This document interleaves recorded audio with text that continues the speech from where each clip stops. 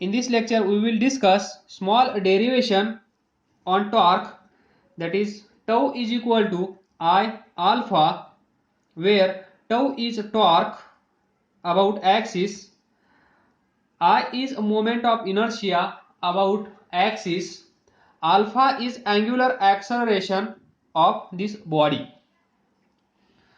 छोटी C story, जिथे जिथे रोटेशनल मोशन तिथे तिथे अँग्युलर ॲक्सलरेशन, आणि जिथे जिथे टॉर्क तिथे तिथे rotational motion.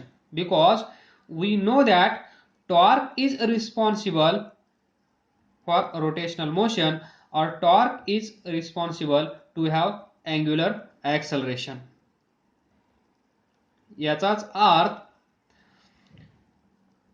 there should be a relation between torque and angular acceleration, and हेच रिलेशन म्हणजे हे. आलं का लक्षात? टॉर्क असल्यामुळे रोटेशनल मोशन होईल, आणि रोटेशनल मोशन मध्ये अँग्युलर ॲक्सलरेशन असतं. तर ह्या तीन गोष्टी एकमेकांना कशा आहेत, एकमेकावर डिपेंड आहेत. तर ही तर मोशन आहे, तर या दोन गोष्टी किंवा या दोघांना रिलेट करणारं कोणीतरी असलं पाहिजे, ते म्हणजे हे relation torque is equal to I alpha. तर आता आपण हे डिराईव्ह करण्याचा प्रयत्न करूया.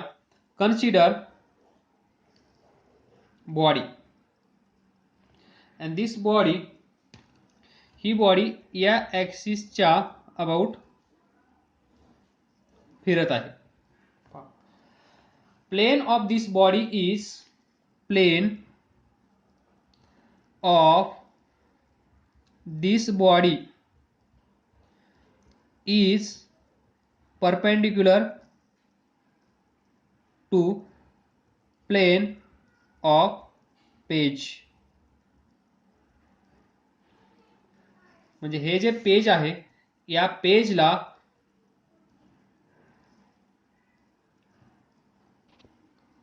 here axis of rotation, ही जी बॉडी आहे, जी बॉडी या ॲक्सिसच्या अराउंड फिरत आहे, हा axis of rotation of this body is perpendicular to plane of page. म्हणजे हे पेज आहे, ही ॲक्सिस, पेन म्हणजे ॲक्सिस, आणि ती बॉडी इथे असेल. तर ती बॉडी या ॲक्सिसच्या भोवती फिरत आहे, आणि हा ॲक्सिस या प्लेनला कसा आहे, परपेंडिक्युलर. थोडं इमॅजिन करण्याचा प्रयत्न करा. Axis of rotation of this body is perpendicular to plane of page. तर पहा, to derive torque is equal to I alpha, consider here particle P having mass m and distance from this axis is r. तर पहा, याला m1 म्हणा, याला r1 म्हणा. आपण पुढे जाऊन अजून पार्टिकल्स कन्सिडर करणार आहोत. ते कन्सिडर करण्याच्या अगोदर एकच पार्टिकल इमॅजिन झाला तर दुसरा, तिसरा, चौथा आणि शेवटचा लवकर इमॅजिन होतील. म्हणून m1, r1 आणि हा particle at point P. So consider a particle P, consider a particle P of mass m rotating in a circle of radius r. म्हणजेच हा पार्टिकल ज्यावेळेस ही बॉडी रोटेट होईल, रोटेशनल मोशन मध्ये येईल, त्यावेळेस हा पार्टिकल काय करेल, इथे circular motion. Because we know that each and every particle of a rigid body in a rotational motion perform circular motion about this fixed axis. ज्या ॲक्सिसच्या भोवती ही बॉडी फिरत आहे आणि या बॉडीवरचे सर्व पार्टिकल्स या ॲक्सिसच्या अराउंड काय करत आहेत, सर्क्युलर मोशन. तर पहा, देन ज्यावेळेस हा पार्टिकल सर्क्युलर मोशन करत असेल, याला थोडंसं वेगळं ड्रॉ करण्याचा प्रयत्न करतो. हा particle at P r1 radius mass m1 आणि असा हा सर्क्युलर मोशन करत असेल. तर पहा, ही जी बॉडी आहे ही बॉडी रोटेशनल मोशन मध्ये आहे.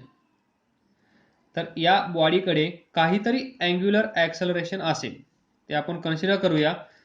दिस body is rotating at angular acceleration alpha.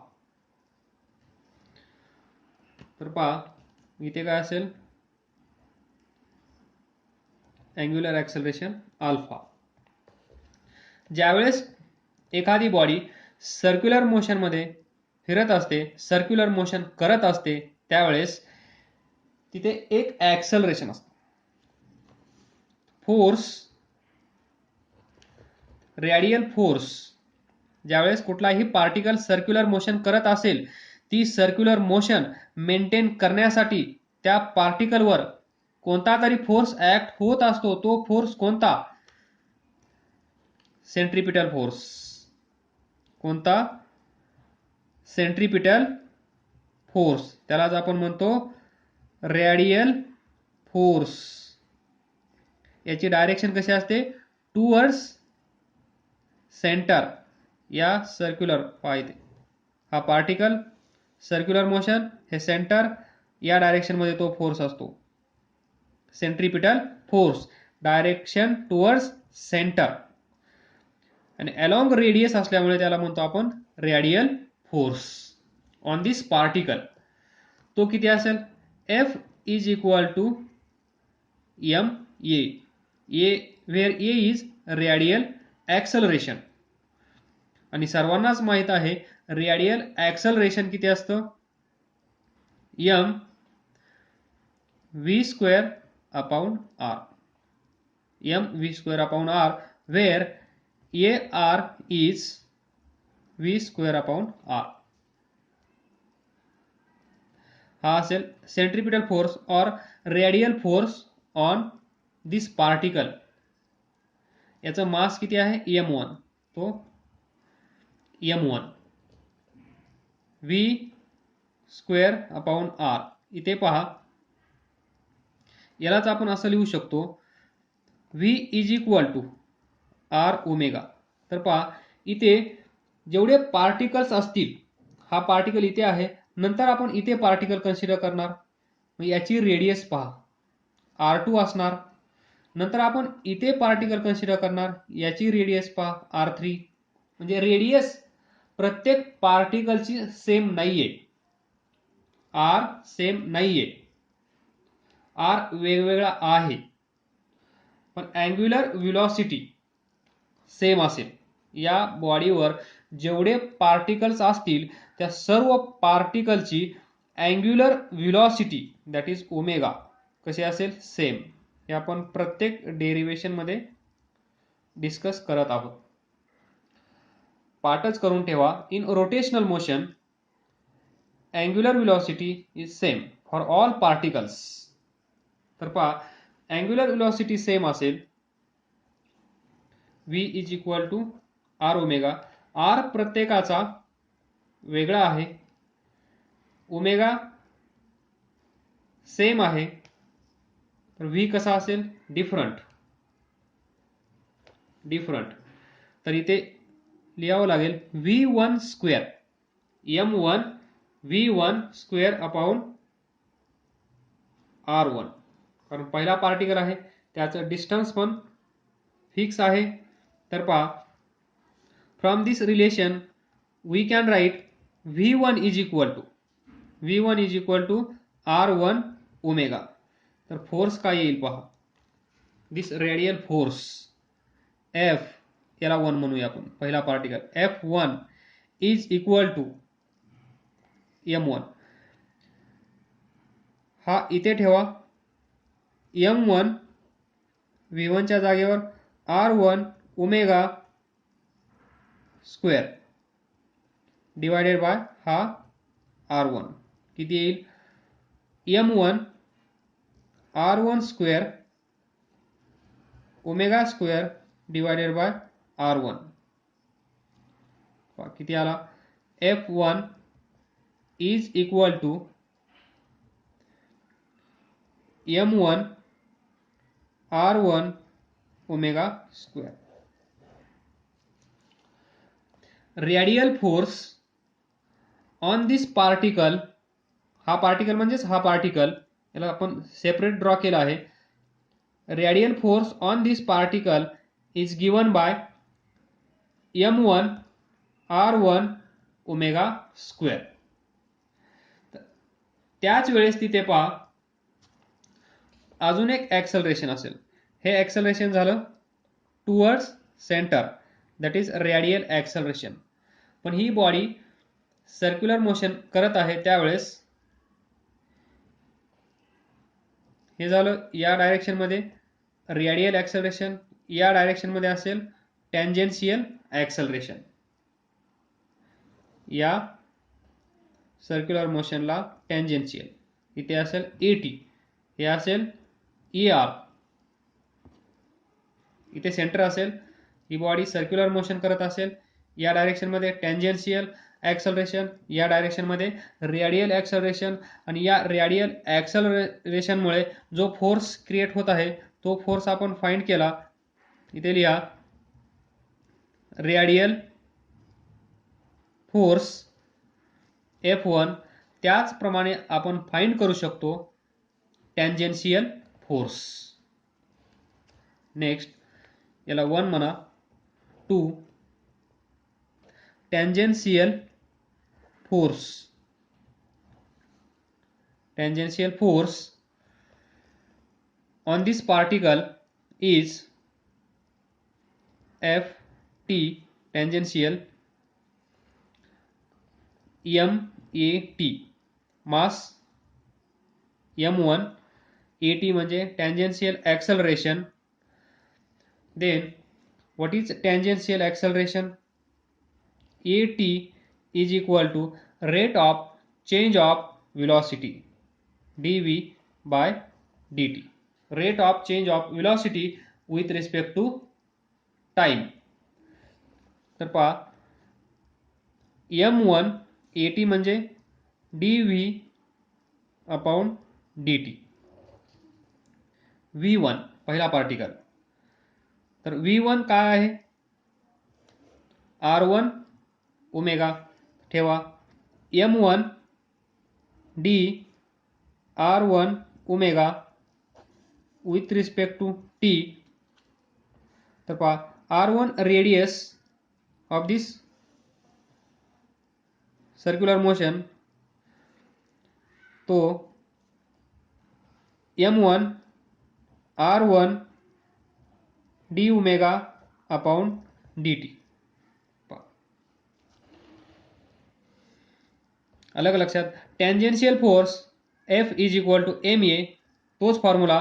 Tangential force असल्यामुळे Ft is equal to M म्हणजेच m1 AT. AT म्हणजे काय? टँजेन्शियल ॲक्सलरेशन, आणि tangential acceleration of particle is rate of change of velocity with respect to time. तर हा V म्हणजेच v1 पहिला particle असल्यामुळे v1, तर तेच इक्वेशन इथं लिहिलं dv1 अपॉन dt. v1 म्हणजे फाइंड केला आहे आपण r1 ओमेगा. r1 ओमेगा इथे ठेवलं, त्यातून r1 radius of this circle is constant taken out. Next d omega upon dt. पहा हे आठवतंय का काय आहे? Rate of change of angular velocity with respect to time. d omega by dt is rate of change of angular velocity with respect to t. तर हे काय असेल? angular acceleration. So m1 r1 alpha,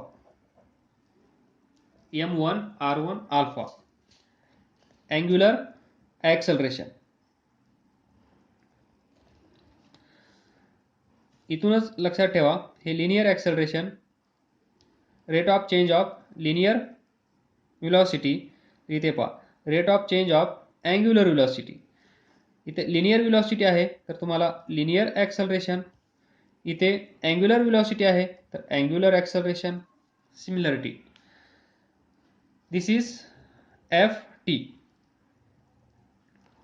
ft is equal to m1 r1 alpha. Next see here,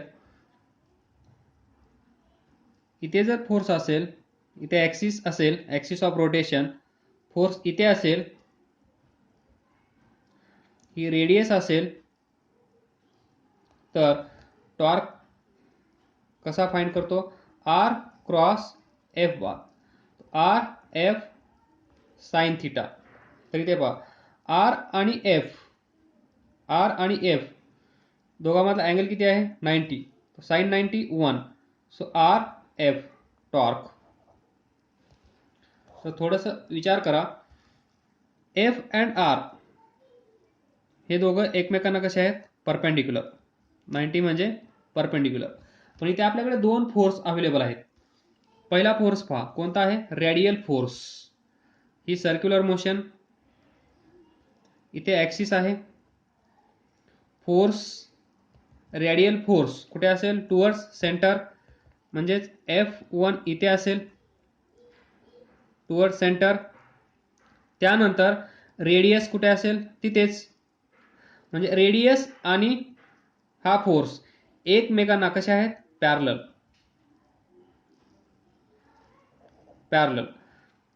इथे axis असेल, दिस axis, थोडीशी incline करतो म्हणजे तुम्हाला दिसेल, ही ॲक्सिस असेल, ॲक्च्युअली ती परपेंडिक्युलर असेल, पहा अशी असेल, थोडी दिसण्यासाठी मी असं करत आहे.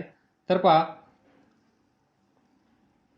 ही ॲक्सिस ऑफ रोटेशन, याला फोर्स काय करत आहे, इंटरसेक्ट. फोर्स इंटरसेक्ट करत आहे, किंवा फोर्स आणि रेडियस ओव्हरलॅप होत आहेत. म्हणजेच angle between this force and radius is 0. So we know that sin 0 तर टॉर्क किती असेल, 0. अलग लक्षात. ही सिच्युएशन इथे म्हणून ड्रॉ केली आहे.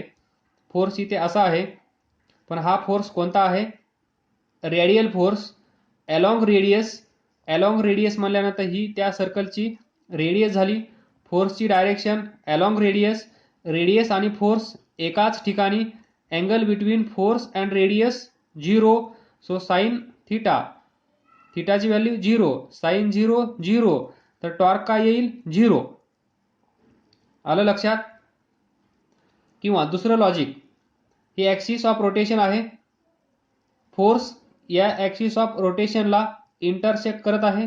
ज्यावेळेस फोर्स ॲक्सिसला इंटरसेक्ट करतो त्यावेळेस पण टॉर्क 0 येतो. हे दोन्ही लॉजिक लक्षात ठेवा. इंटरसेक्ट झाल्यानंतर टॉर्क 0, किंवा या दोघांमधला अँगल 0 असल्यानंतर टॉर्क 0. तर यावरून आपण असं म्हणू शकतो, हा जो रेडियल फोर्स आहे F1 m1 r1 omega square. तर पहा टॉर्क पहिला is equal to r1 bar cross F1 bar. तर r1 this, F1 this, angle between these two is, इथे लिहितो τ1 is equal to r1 F1 sign theta. तर या केसमध्ये साइन थिटाची व्हॅल्यू किती आहे, थिटाची व्हॅल्यू 0. तर हे किती येईल, टॉर्क 1 0. इथे लिहून ठेवा. So torque due to radial force is 0. मग दुसरा पार्टिकल कन्सिडर केला तर τ2 0, तिसरा पार्टिकल कन्सिडर केला त्याच्यामुळे 0, चौथा कन्सिडर केला 0 आणि अशा प्रकारे शेवटचा पार्टिकल कन्सिडर केला तर त्याचा पण टॉर्क कसा असेल 0. त्यामुळे